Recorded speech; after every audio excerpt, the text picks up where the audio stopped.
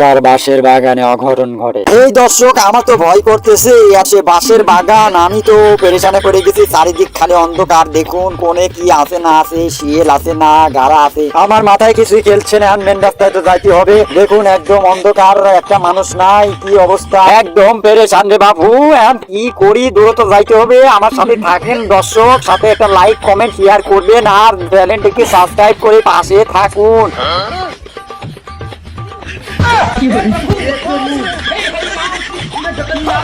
তোমরা লেট করে না, বাড়ি চলে যাও তাড়াতাড়ি, রাইট হয়ে গেছে মেলা।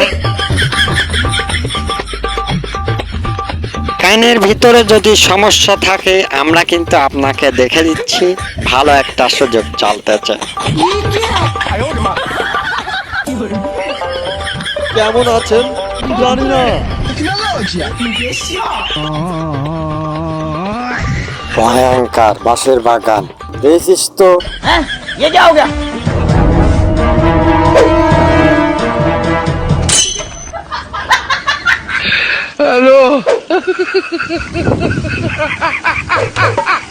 আমি এখন জোর জঙ্গলে আছি, একটা মানুষও নাই, ভয়ঙ্কর জায়গা রে ভাই। এ বাকি ওরে বাবা রে, ভূতা এটি যাই গিয়ে আল্লাহ বাঁচাইছে গো। ওই যে আশেপাশে কয়টা বাড়ি পেয়ে গেছি, এখন মোটামুটি মনে হচ্ছে আশ্বাস পাইছি নাকি বিশ্বাস। দর্শক কেমন আছেন জানি না।